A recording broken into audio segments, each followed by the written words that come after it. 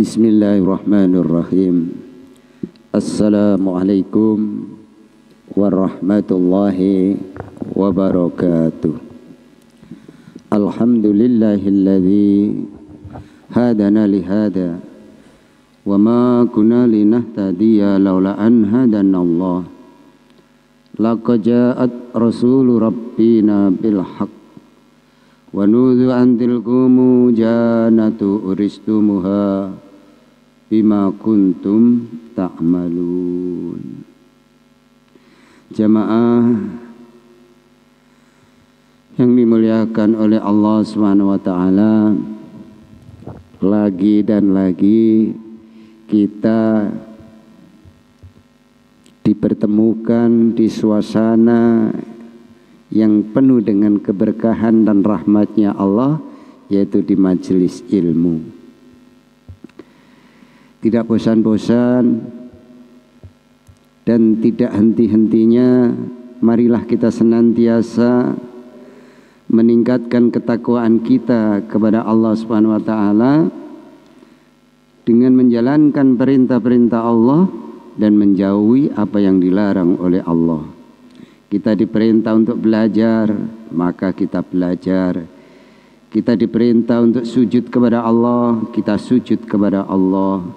Kita diperintahkan untuk berbaik dengan tetangga kanan kiri, kita lakukan. Inilah yang diajarkan oleh baginda Nabi Muhammad sallallahu alaihi wasallam. Maka perlu kita perhatikan dengan betul-betul agar kita menjadi orang-orang yang dapat ridhonya Allah. Karena surga itu bukan karena ibadah kita, bukan karena sholat kita, bukan karena sedekah kita, tetapi karena rahmatnya Allah. Rahmat Allah kita dapat dari sholat, dari berbaik sangka kepada orang lain. Seluruh kebaikan-kebaikan itulah yang mendatangkan rahmatnya Allah. Jangan mengandalkan sholat kita bisa masuk surga dengan baik, tetapi Allah katakan bukan karena ibadahmu itu kamu aku masukkan surga, tetapi kamu aku masukkan surga karena rahmatku.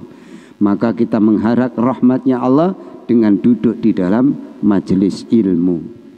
Maka jamaah sholat subuh yang dimuliakan oleh Allah Subhanahu wa ta'ala, kali ini kita akan membahas tentang teman yang baik. Di dalam kehidupan ini kita harus memilih teman yang baik yang akan bisa membawa kita menuju rahmatnya Allah Subhanahu ta'ala. Hadirin jamaah salat subuh yang dimuliakan oleh Allah Subhanahu wa ta'ala, kita amalkan agama ini dengan penuh keyakinan, karena agama ini adalah tertib dari Allah yang maha kuasa. Jadi agama ini adalah tata tertib dari Allah Subhanahu wa ta'ala untuk kehidupan manusia. Jadi kalau kita ini ingin mendapatkan rahmatnya Allah, ya menjaga tata tertib yang Allah berikan kepada kehidupan manusia. Pencipta alam semesta ini adalah Allah. Dialah yang maha tahu segala-galanya. Jadi Allah itu maha tahu segala-galanya. Apapun yang ada di hati kita, Allah semua mengetahuinya. Tidak kita ucapkan pun Allah tahu. Dialah yang mengatur segala-galanya. Jadi Allah itu mengatur segalanya dalam kehidupan manusia. Dialah yang tahu segala-galanya. Yang mengetahui segala isi dunia dan seluruh makhluknya adalah Allah. Dialah yang mendengar segala-galanya. Jadi apapun yang kita ucapkan Allah dengar. Maka kita hati-hati di dalam berucap. Dialah pemilik segala-galanya. Jadi semua yang kita miliki ini miliknya Allah. Kita ini hanya sekedar dititipi saja. Kita bangun rumah, hakikatnya itu milik kita, sesungguhnya adalah miliknya Allah. Karena hanya Allah yang memilikinya. Pencipta seluruh alam, penguasa seluruh alam, penentu dunia, penentu akhirat. Jadi seluruhnya ditentukan oleh Allah. Dunia yang menentukan Allah, akhirat yang nentukan juga Allah. Terus apa yang kita sombongkan dalam kehidupan ini? Karena yang merasa milik kita itu sebentar lagi akan kita tinggalkan. Rumah yang katanya milik kita, yang kita bangun bagus-bagus, ya sebentar lagi kita tinggalkan. Kita memiliki mobil yang bagus katanya miliknya, sebentar lagi juga akan kita tinggalkan. Jabatan, pangkat juga tidak lama, semuanya akan kita tinggalkan. Bila Israel datang, semua sirna. Yang tidak akan sirna hanyalah amal agama. Maka kita perhatikan betul-betul agar kita ini tidak menjadi orang-orang yang rugi. Kita diberi waktu yang sebentar, kita tidak gunakan untuk sebaik-baiknya melaksanakan perintah-perintah Allah dan menyontoh kehidupan Nabi, maka kita akan menjadi orang merugi. Walaupun hartanya banyak, pangkatnya tinggi, kalau tidak amal agama, maka akhirnya adalah ke nerakanya Allah, sengsara selama-lamanya. Jadi inilah orang-orang yang merugi. Orang yang sukses, orang yang menggunakan hartanya untuk kebaikan, orang yang menggunakan umurnya untuk amal agama, maka inilah orang yang sukses yang sesungguhnya. Maka perintah-perintah Allah kita kerjakan dengan penuh keyakinan. Kita sholat berjamaah senantiasa di masjid, kita yakini ini mendatangkan rahmatnya Allah, sehingga kita melangkah ke masjid itu ringan, bahwa tidak ada keuntungan yang lebih besar bila taat kepada Allah. Jadi keyakinannya orang beriman itu kalau nggak amal agama, mereka kehilangan dunia dan isinya. Ini kalau sudah punya keyakinan seperti itu, ketika kita ini mendengar suara adzan pasti langsung menuju ke masjid. Tetapi kalau tertipu dengan keadaan dunia, maka amal agamanya sekedar bila hatinya longgar. Kalau aku enak na masjid ya na masjid, kalau enggak ya enggak. Nah, itu yang terjadi kalau kita tidak sering duduk di majelis ilmu, mendengarkan nasihat-nasihat baginda Nabi dibacakan, melihat ayat-ayat Allah dibacakan, maka hati kita akan hidup. Kalau hati hidup, amal agama juga akan menjadi ringan. Maka perlunya nutrisi hati yaitu majelis ilmu. Maka obat hati itu adalah ngaji. Maka kalau kita itu ngaji, hati kita akan hidup. Juga sering zikir kepada Allah, memuji-muji Allah, menghidupkan hati. Maka bahwasanya dengan menjalankan perintah-perintah Allah pasti akan mendatangkan kebahagiaan. Jadi kunci kebahagiaan sesungguhnya adalah hanya mengamalkan agama. Kalau kita mengamalkan agama, pasti hati kita bahagia. Tapi kalau kita tidak mengamalkan agama, walaupun hartanya banyak, masih kurang terus, tidak ada syukur kehadirat Allah Subhanahu wa taala, maka amal agama dan ilmu itu harus senantiasa selaras, berdampingan. Amal agama tok enggak senang dengan ilmu, ya gersang, enggak akan ada rohnya, enggak akan ada cahayanya. Maka ilmu adalah cahaya bagi orang-orang beriman. Maka kalau kita senantiasa duduk di majelis ilmu, kesuksesan akan datang. Kenapa? Karena kita akan mudah untuk mengamalkan agama bila tahu ilmunya. Dan kemuliaan yang bahwasanya dengan meninggalkan perintah Allah, pasti kita akan merugi. Jadi orang yang meninggalkan perintah Allah itu orang yang merugi. Kita diajak sholat, kok nggak sholat, walaupun apapun yang dimilikinya itu semuanya tidak akan ada gunanya bila sudah pindah ke akhirat. Maka menjadi orang-orang yang rugi. Kelihatannya orang untung di dunia, sesungguhnya dia adalah rugi. Kenapa? Karena di akhirat susah selamanya bila tidak mengamalkan agama, menyesal pada akhirnya. Jadi orang yang gak amal agama itu nanti kalau sudah di alam kubur menyesal. Kenapa saya di dunia dulu kok hanya dunia, lupa kalau Allah berikan waktu sebentar hanya untuk taat kepadanya. Kok saya tidak taat perintahnya? saya diberi hidup, diberi kaki, badan ini lengkap, kok saya gunakan untuk kerja tok, enggak untuk ibadah kepada Allah, enggak syukur kepada Allah. Maka mereka ketika di alam kubur pada menyesal karena siksaan tidak akan berhenti. Jadi alam kubur itu selesai bila hari kiamat datang. Jadi panjang. Kalau di dunia kan 60-70 tahun saja. Kalau di alam kubur itu ribuan tahun. Susah selama-lamanya. Jadi alam kita itu kan alam kandungan. Terus kita pindah ke alam dunia. Di dunia sudah, nanti sebentar lagi alam kubur. Jadi manusia itu tidak akan bisa mati.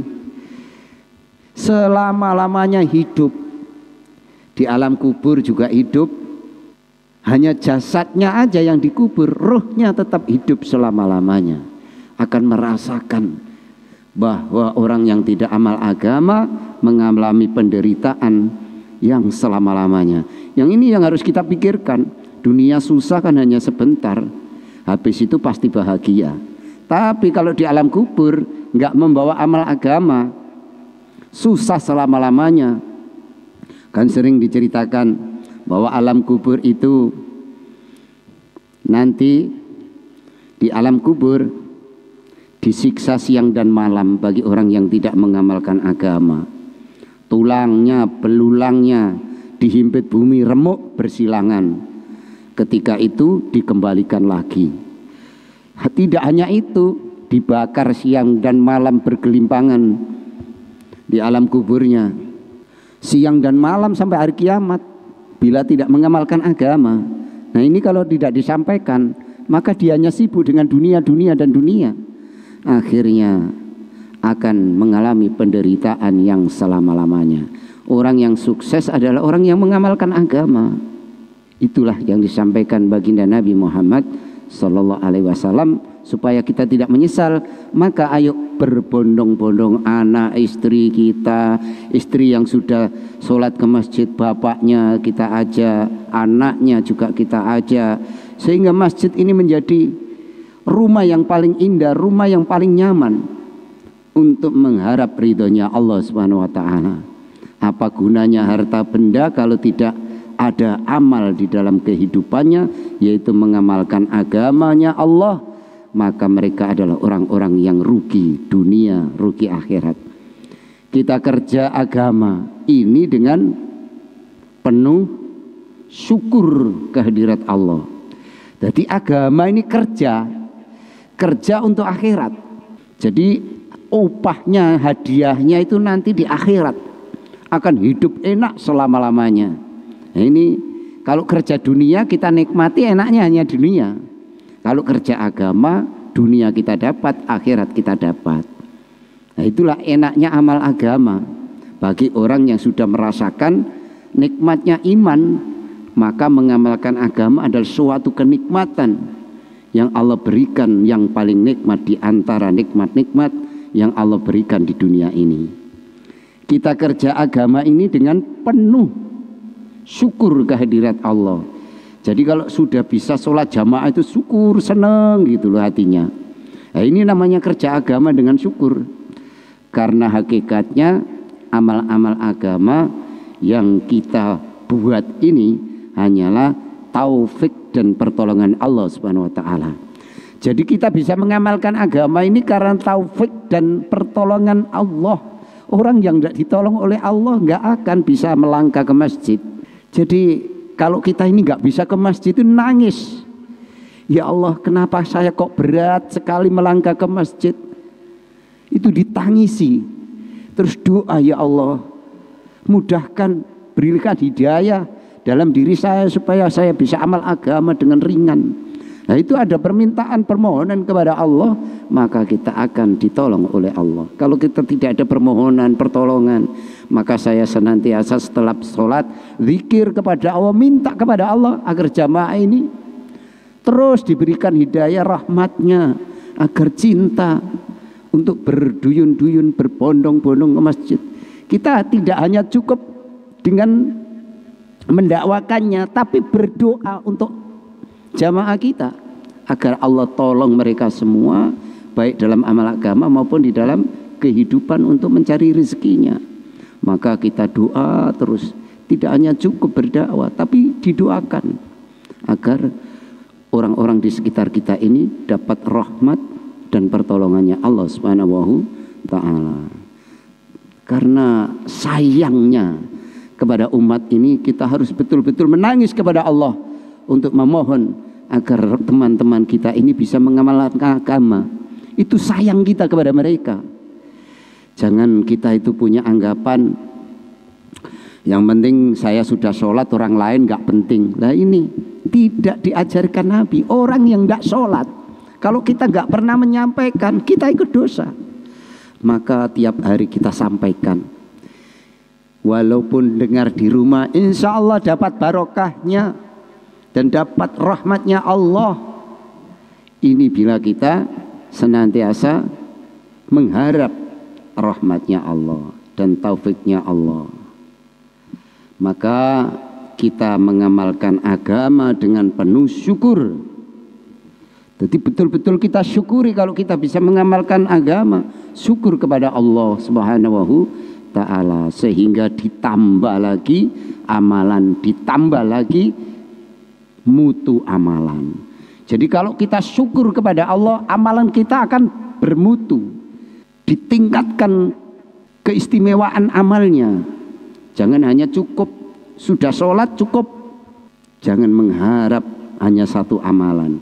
Jadi rahmatnya Allah datang itu dari semua kebaikan yang Rasul ajarkan, yang Rasul amalkan, yang harus kita tiru. Kemudian ditambah lagi nilai amalannya oleh Allah Subhanahu Ta'ala bila kita senantiasa duduk di majelis ilmu, senantiasa mengharap ridhonya Allah di dalam kehidupan ini. Maka kita harus cari teman yang bisa menuntun kita, yang bisa mengajak kita kepada ketaatan. Inilah teman yang bisa menyelamatkan kita. Bahkan orang yang sudah masuk neraka saja, ketika sudah diputus ke neraka, tapi Allah itu melarang malaikat, hei malaikat, tanya dia dulu di dunia apakah pernah amal agama? Maka mereka menjawab tidak pernah malaikat. Maka dalam suatu cerita yang panjang, kalau begitu apakah pernah punya teman yang baik, yang senang amal agama? Maka dia menjawab, saya pernah kenal dengan Pak Ustadz itu, Pak Ustadz itu. Hanya kenal saja baik, maka bisa diangkat ke surganya Allah. Hanya senang saja punya teman orang yang baik itu bisa mengakibatkan masuk surganya Allah. Maka teman yang baik itu penting untuk kehidupan kita. Maka Allah kan mengatakan tidak karena sholatmu aku memasukkan surga, tetapi karena rahmatku. Jadi kalau Allah sudah memberi rahmatnya, maka tidak ada yang tidak mungkin. Maka orang-orang yang mengamalkan agama itu tidak ada susah di dalam kehidupannya, baik di dunia maupun di akhirat. Nah, inilah orang-orang yang bisa mengamalkan agama dengan sungguh-sungguh. Tetapi kalau hanya sekedar gugur kewajiban, maka tidak akan ada efek di dalam kehidupannya. Maka jamaah salat subuh yang dimuliakan Allah Subhanahu wa Ta'ala, dunia ini memang tempat ujian, maka banyak hal-hal yang gagal. Jadi karena dunia ini ujian, maka banyak orang-orang yang gagal dalam meraih cita-citanya. Karena dunia adalah ujian. Banyak hal-hal yang kadang-kadang menyusahkan kepada kita, ya karena dunia ini ujian. Bagaimanapun juga, berpeganglah kepada agama dengan penuh sabar, karena sesungguhnya Allah beserta orang-orang yang sabar. Ya ayyuhalladzina amanu asta'inu bisabri wassalat innallaha ma'as sabirin. Hai orang-orang yang beriman, jadikanlah sabar dan sholat sebagai penolongmu. Sesungguhnya Allah beserta orang-orang yang sabar. Quran surat Al-Baqarah ayat 153. Ya ayyuhalladzina amanu asta'inu bisobri wa sholat innallaha ma'a sobirin.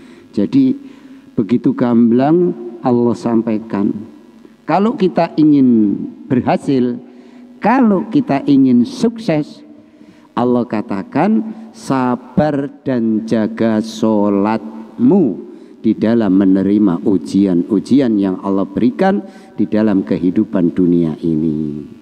Jamaah sholat subuh yang dimuliakan oleh Allah SWT, kita amalkan agama ini bareng-bareng dengan seluruh umat Islam dengan kasih sayang. Jadi kita harus mewadahi keseluruhan, karena dengan kita bareng-bareng maka dapat pertolongan Allah. Jadi kalau kita ini sholat bareng berjamaah akan datangkan pertolongan Allah. Allah katakan yadullah ma'al jamaah. Nah, ini harus disampaikan terus-menerus agar punya keyakinan dan bobot amalan. Saya kalau enggak jamaah enggak datang pertolongan Allah. Ini Allah yang sampaikan. Yadullah ma'al jamaah, kata Allah. Pertolongan Allah bersama dengan orang yang mau berjamaah. Begitu gamblang Allah sampaikan. Jadi kalau kita yang belum mau ke masjid, mari kita hijrah ke masjid agar Allah datangkan pertolongan-pertolongan dari kehidupan kita. Jamaah adalah orang-orang yang senantiasa bareng-bareng dalam melaksanakan perintah Allah. Kita belajar bareng perintah Allah, kita sholat bareng dinamakan jamaah perintah Allah, kita zikir bareng dalam rangka perintah Allah. Jadi kalau ingin datangkan pertolongan Allah itu jamaah. Kita doa yang dipanjatkan oleh imam, kemudian makmum mengamani, pasti diijabah oleh Allah. Loh. Karena apa hadirin? Doa yang diamini lebih dari 3 orang, maka doa itu makbul. Maka semuanya kita rubah. Bagaimana saya bisa senantiasa berjamaah? Apapun amalan harus jamaah, ini perintah Allah. Allah katakan, ini saya ulang-ulang agar kita ini tidak salah paham, bahwa Allah datangkan pertolongan hanya orang yang mau berjamaah. Orang yang enggak jamaah tidak mendapat keistimewaan suatu amal yang mustajab. Nah ini, maka kita rubah sama-sama, ayo gotong royong mengamalkan agama ini sehingga Allah ridho dan kita akan dapat rahmatnya Allah Subhanahu Ta'ala. Jamaah sholat subuh yang dimuliakan Allah Subhanahu Wa Ta'ala, kita mengamalkan agama dengan penuh kasih sayang kepada umat. Jadi kita harus betul-betul menyayangi umat ini. Yang sholatnya setelah sholat terus pergi, ya kita sayangi. Dia sudah mau ke masjid, itu sudah keistimewaan. Tidak usah kita bahas kok begini dan begitu. Yang penting sudah mau ke masjid, dia adalah pilihan orang-orang istimewa, pilihan Allah Subhanahu Wa Ta'ala. Karena orang yang kasih sayang akan disayangi oleh Allah. Jadi apapun yang diamalkan oleh saudara-saudara kita, semuanya benar dan baik. Karena baik dan benar hanya Allah yang bisa menilai, manusia tidak bisa menilai. Orang-orang yang disayangi oleh Allah pasti dia akan beruntung dunia, beruntung akhirat. Jadi kalau kita itu menyayangi umat, dengan kasih sayang, maka akan datangkan rahmat dan kasih sayangnya Allah Subhanahu Ta'ala. Jamaah salat subuh yang dimuliakan oleh Allah Subhanahu Wa Ta'ala, kita amalkan agama dengan senantiasa mengingati kehidupan akhirat yang kekal abadi selama-lamanya. Jadi mengamalkan agama itu senantiasa mengingat kehidupan akhirat yang kekal abadi yang selama-lamanya. Jadi setiap amal agama itu kita yakini bahwa ini untuk bekal saya, kehidupan saya yang selama-lamanya. Sedangkan bekal di dunia itu hanya sebentar. Kita nggak kenal capek, nggak kenal waktu untuk dunia yang tidak ada harganya itu. Tetapi kalau untuk amal agama, kenapa berat?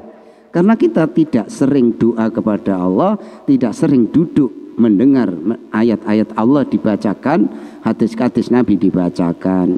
Maka kita hanya disibukkan dengan dunia. Inilah pandainya setan membujuk anak Adam. Sejauh mana kita mengingati akhirat dalam kehidupan kita. Jadi kalau kita amal agama itu harus ingat bahwa amal agama ini bekal kehidupan akhirat yang selama-lamanya, yang gak ada batas waktunya sampai hari kiamat. Sejauh itu pula akan datang rasa ringan, rasa gembira dalam mengamalkan agamanya Allah.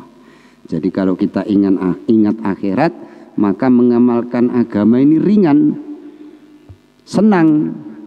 Tapi kalau kita ini hanya ingat dunia, nggak ingat akhirat, maka amal agama berat untuk dilakukan.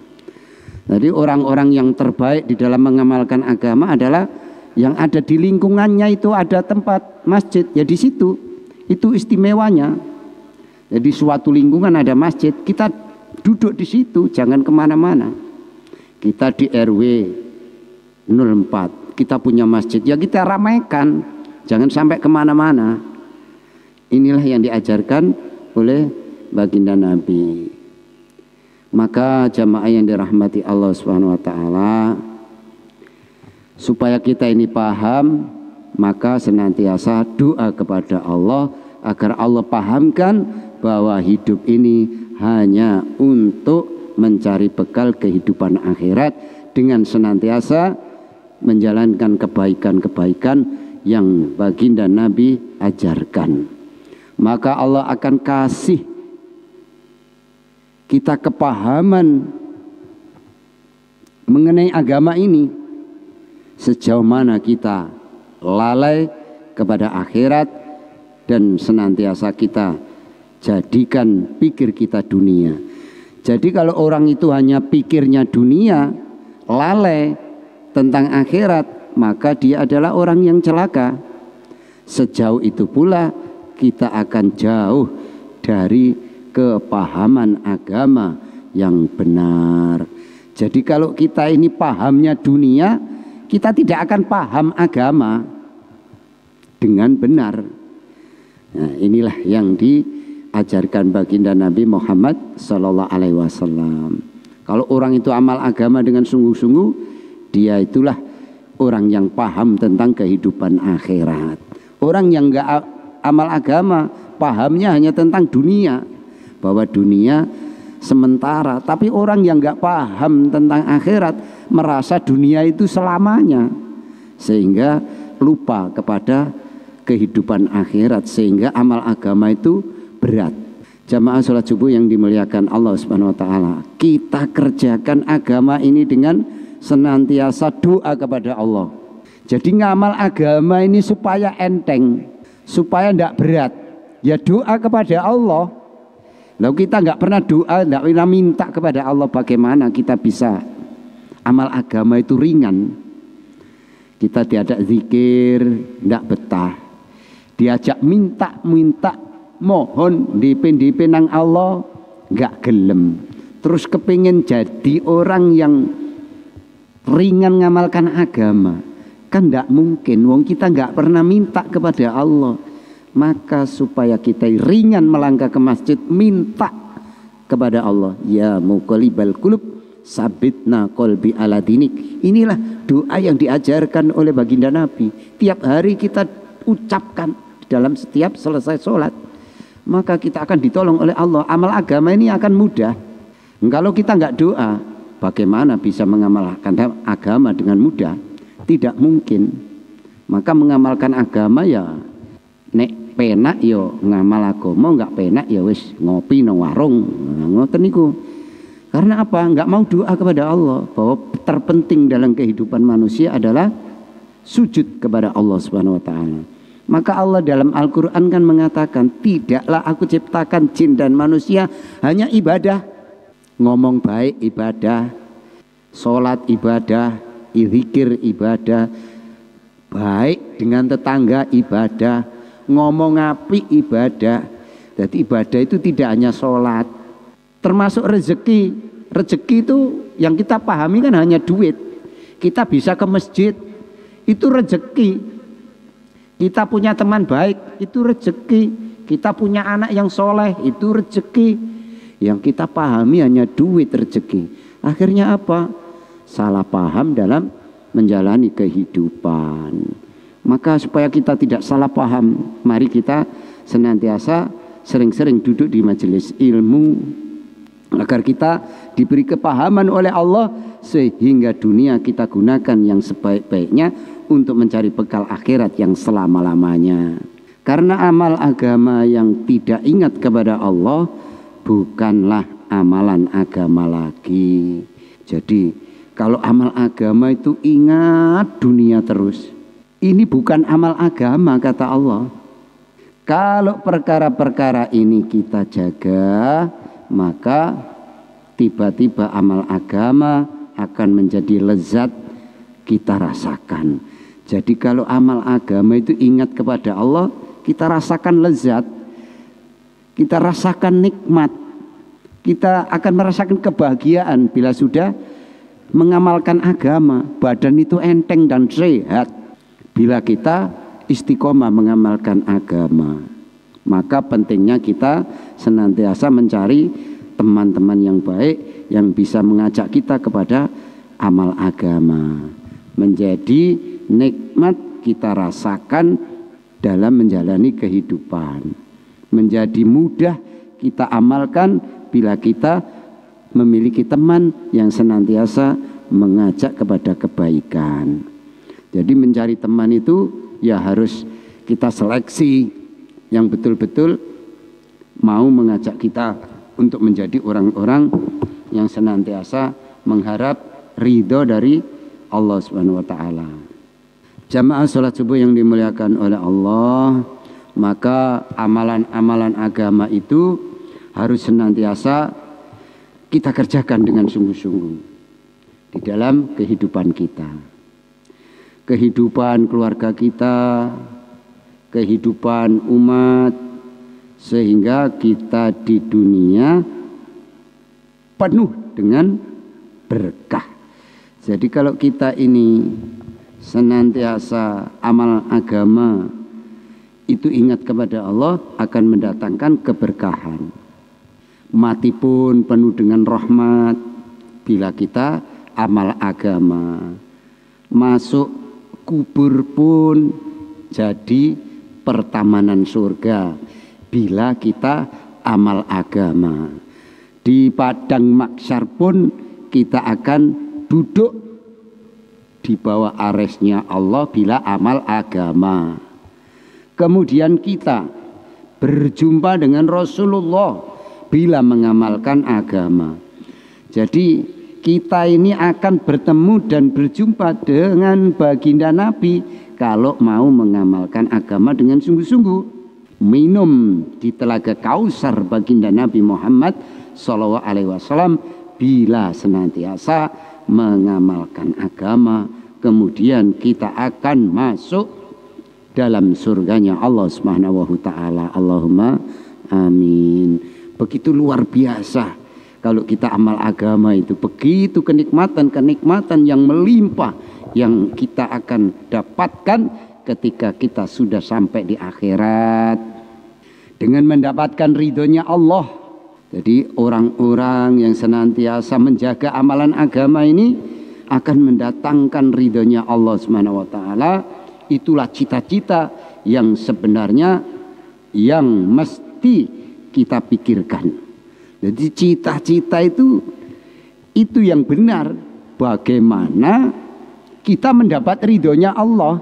Kalau Allah sudah ridho, semua kita akan dapatkan. Ke dunia bahagia, akhirat bahagia. Inilah hasil dari orang-orang yang mengamalkan agama.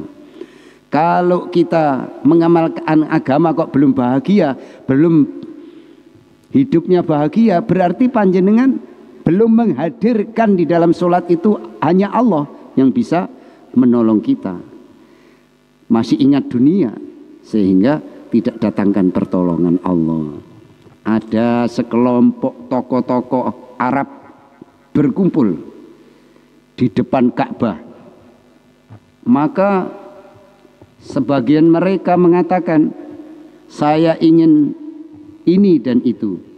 Saya ingin jadi pemimpin. Saya ingin jadi ini, ingin jadi itu. Tetapi waktu Sayyidina Abdullah ibnu Umar radhiyallahu anhu hadir, mengatakan, kalau saya ingin satu saja dalam kehidupan ini, saya ingin sebelum saya mati, dosa-dosa saya sudah diampuni oleh Allah. Nah, ini cita-cita yang benar. Jadi bagaimana kita mati ini dosa sudah diampuni, yaitu menjaga amalan. Kalau kita tidak menjaga amalan, maka mati tidak dalam ridhonya Allah, dosa belum diampuni oleh Allah. Maka supaya kita ini mati dalam keadaan tersenyum, amal agama dengan sebaik-baiknya, semampu kita. Jadi jamaah yang dirahmati Allah Subhanahu wa taala, maka tidak ada masalah yang lebih besar yang kita hadapi melebihi dosa-dosa kita. Jadi masalah yang besar itu adalah menghadapi dosa-dosa kita. Karena semua nanti akan diadili oleh Allah, ditimbang oleh Allah, ditanya detail. Maka supaya kita ini tidak ada pertanyaan lagi di hadapan Allah, ya ngamalkan agama dengan sungguh-sungguh. Dan dosa-dosa kita ini akan mengakibatkan kesulitan-kesulitan dalam kehidupan kita. Jadi kalau hidup kita ini sulit, berarti kita banyak dosa kepada Allah. Lah kuncinya ya tobat, ya taat, ya duduk di majelis sholat, majelis zikir, majelis ilmu. Maka semua kesusahan akan sirna, sebagaimana Allah katakan, sabar dan sholat adalah kunci keberhasilan. Itu tadi di Al-Quran disebutkan seperti itu. Jadi kalau kita ini ingin sukses, ingin keluar dari segala masalah, ya jaga sholat 5 waktu berjamaah. Kalau tidak bisa 5 waktu, yang penting mungkin subuhnya kita istiqomahkan untuk jamaah. Yang penting jangan tidak sama sekali, tidak pernah jamaah. Syukur-syukur bisa jamaah 5 waktu, itu lebih baik. Maka kesulitan-kesulitan akan hilang bila kita itu lakukan. Inilah yang disampaikan oleh Allah. Kalau kita ingin terhindar dari kesulitan hidup, jaga sholat senantiasa berjamaah. Maka tidak ada yang lebih penting melebihi bagaimana supaya kita diampuni oleh Allah, kita bertobat kepada Allah, istighfar yang banyak kepada Allah, dan perbanyak amal sebanyak-banyaknya. Begitu jelas. Jadi amal itu sebanyak-banyaknya. Lah kita ini diajak ngamal banyak itu tidak mau. Padahal Allah katakan amal itu sebanyak-banyaknya, bekal akhirat itu sebanyak-banyaknya. Nah, kita balik golek dunya wakeh, golek akhirat enggak gelem. Padahal kanggo kehidupan sing sak lawas-lawase. Karena kebaikan-kebaikan akan menghapus keburukan-keburukan. Innal hasanati yudhina sayyi'ah. Jadi Kula lan panjenengan sami niki nek gelem tumindak apik, sing elek kabeh iki bakal terhapus. Kan jelas ngoten niku. Ayate jelas, pituture jelas. Dadi agama niku lek dikaji bener, awak dhewe niki ngomong nyakiti tangga niku mboten sanggup. Nek panjenengan paham agama, karena banyak nggak paham, maka menyakiti tetangga menjadi hobi. Supaya kita tidak hobi menjadi orang yang buruk, maka kuncinya adalah amal agama dan duduk di majelis ilmu. Jamaah salat subuh yang dimuliakan oleh Allah Subhanahu wa taala. Dan ada kunci satu lagi yang lebih penting kita perhatikan supaya kita bisa mengamalkan agama dengan baik. Jadi kunci supaya kita ini bisa ngamal agama. Nah ini kita catat, kita renungi, kita betul-betul tanamkan dalam hati kita masing-masing supaya kita ini mudah mengamalkan agama. Kuncinya yaitu seperti yang disabdakan baginda Nabi, orang itu amal agama menurut temannya. Hendaklah dia berpikir siapa temannya.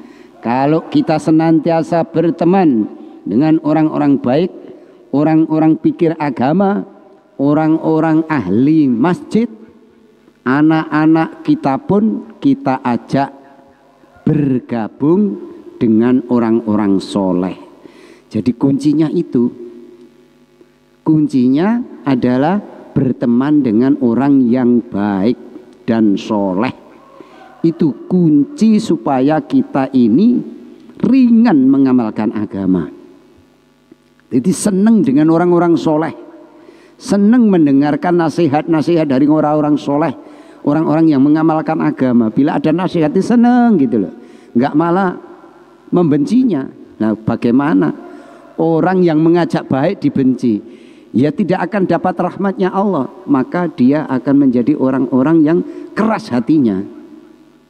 Jadi ngelek bener dhewe, tidak bener menurut ayat Allah dan nasihat daripada baginda Nabi.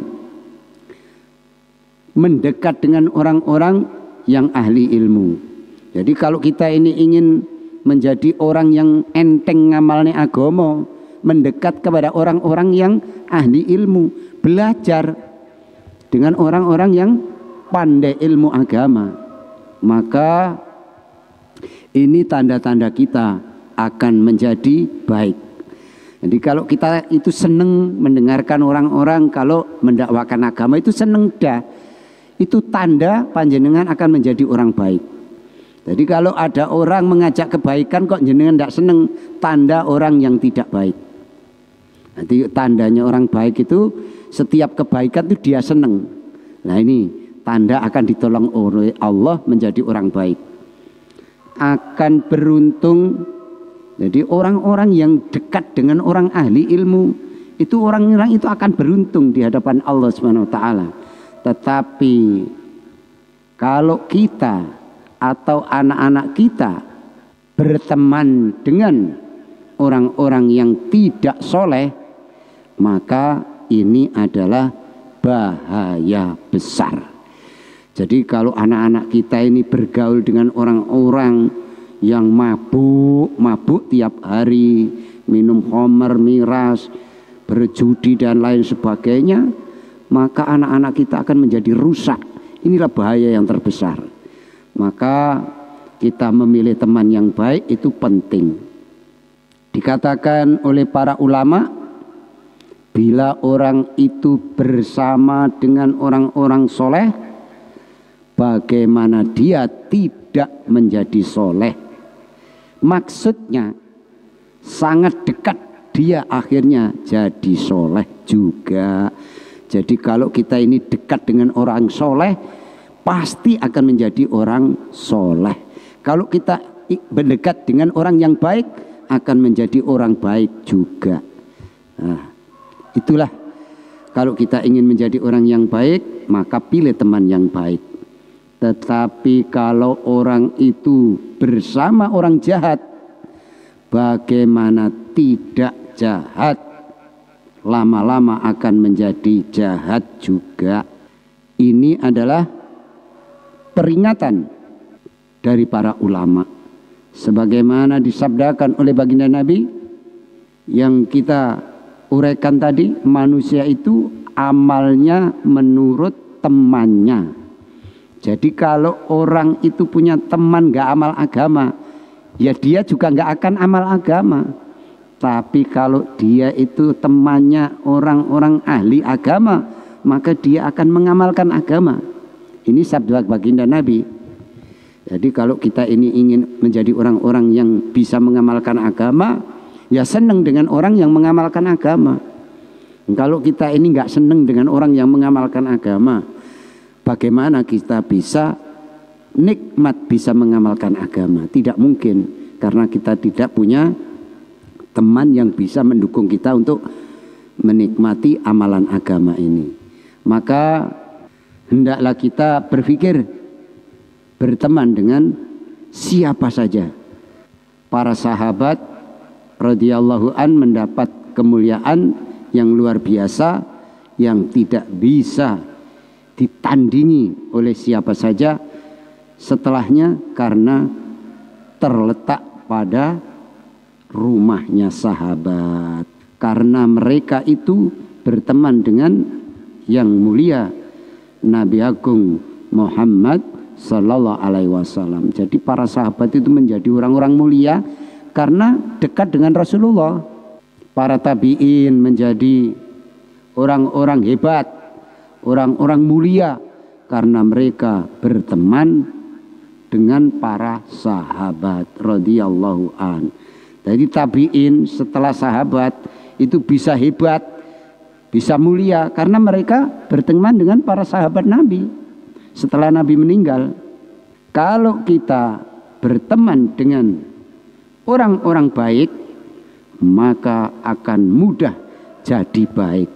Jadi kalau kita ini sekarang ini berteman dengan orang-orang yang baik, berteman dengan orang-orang yang senang mengamalkan agama, maka kita akan kesetrum, akan ikut menjadi orang yang baik mengamalkan agama.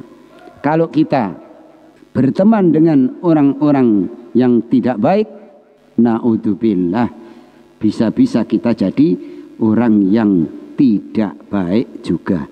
Itulah jamaah sholat subuh yang dimuliakan Allah, tentang tema hari ini, yaitu berteman dengan orang yang baik yang akan mendatangkan ridhonya Allah, rahmatnya Allah, dan akan diberi kenikmatan, kemudahan kita bisa khidmat mengamalkan agama.